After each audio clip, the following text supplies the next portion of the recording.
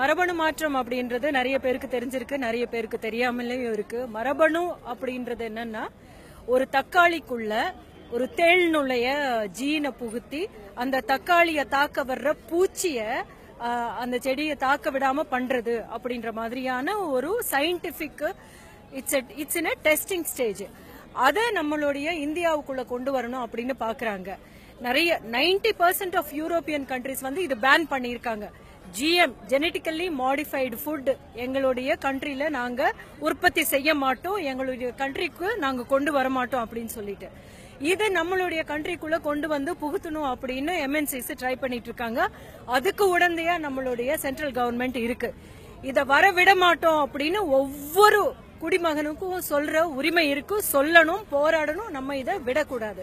இது வரைக்கும் என்வரன்மெண்ட் மினிஸ்ட்ரில இருந்து எந்த ஒரு அப்ரூவலுமே வரவே இல்லை. பட் அவங்க ரிசர்ச்சிங்ல தான் இருக்காங்க. நான் அதுக்கு முன்னாடி இப்படி ஒரு போராட்டம் பிரச்சனை ப்ரொடெஸ்ட் பண்ணி சரியான விஷயம் தான் நடக்குது. இல்ல, ரிசர்ச்ல மட்டும் கிடையாது, அதை அப்ரூவ் பண்ற ஸ்டேஜுக்கு வந்திருக்காங்க. அதனாலதான் வந்து இப்ப திரும்பி நாங்க பேச ஆரம்பிச்சிருக்கோம். ஒரு கட்டத்துல கத்திரிக்காயை கொண்டு வந்தாங்க.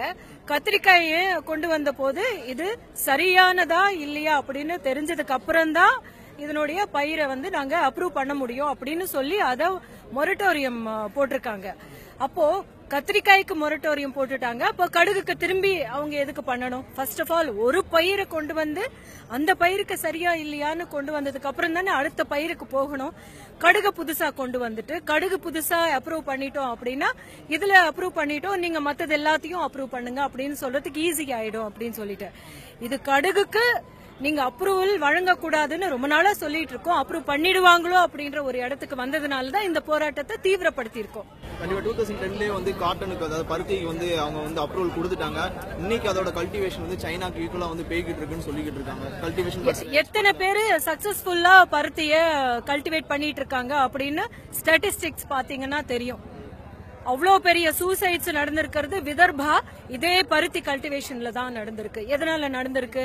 நிறைய கோயம்புத்தூர்ல வந்து அந்த பருத்தி பூ விரிவடையில அது இதாகல அப்படின்னு சொல்லிட்டு மான்சான்டோ இவங்களுக்கு காம்பன்சேஷன் கொடுத்திருக்காங்க. ஏன்னா அங்க கொடுத்திருக்கிற விதையில பிரச்சனை இருக்கு, உங்களுடைய கிராப் உங்களுக்கு விளைவு ஆகல அப்படின்றதுனால காம்பன்சேஷன் பண்ணிருக்காங்க. சோ இதை விட வேற என்ன வேணும் உங்களுக்கு? இந்த மாதிரி விதைகளை போடும்போது விளைச்சல் வந்து ரொம்ப அதிகமா இருக்கும், நம்ம நிறைய எக்ஸ்போர்ட் பண்ணலாம் அப்படிங்கறது. விளைச்சல் அதிகமா இருக்குன்னு எங்கேயுமே நிரூபிக்கப்படலைங்க. உலகத்துல எந்த இடத்துல நிரூபிக்கப்பட்டிருக்குன்னு அவங்களை காமிக்க சொல்லுங்க. அதுக்கப்புறம் அதனுடைய விளைவுகள்ல யாருக்குமே உடல் ரீதியான பாதிப்புகள் ஏற்படல அப்படின்னு அவங்க நிரூபிச்சா நம்ம வந்து விடலாம். அதுக்கு 50 வருஷம் நம்ம காத்திருக்கணும். ஆக்சுவலா ஒரு ஜெனரேஷன் காத்திருக்கணும். மலட்டுத்தன்மை இல்லைன்னு நிரூபிக்கப்படணும், அலர்ஜிஸ் எதுவும் வரலன்னு நிரூபிக்கப்படணும், கேன்சர் உண்டாக்கலன்னு நிரூபிக்கப்படணும். அது எதுவுமே நிரூபிக்கப்படாம நீங்க வந்து ஒன்னு திணிக்கிறது நம்மளால ஏத்துக்க முடியாது. உங்களுக்கு அடுத்த கட்ட போராட்டமா சென்னையில என்னெல்லாம் பண்ணலாம்னு இப்பதான் வந்து மக்கள் இத ஒரு சூடு பிடிச்சிருக்கு. இதுக்கு முன்னாடி 2010ல ரொம்ப நல்லாவே பரவலா எல்லாரும் வர ஆரம்பிச்சாங்க, தெரிஞ்சுக்க ஆரம்பிச்சாங்க. இப்பதான் எல்லாருக்கும் தெரியப்படுத்திக்கிட்டு இருக்கோம். இனிமே வந்து we are going to reach out to people.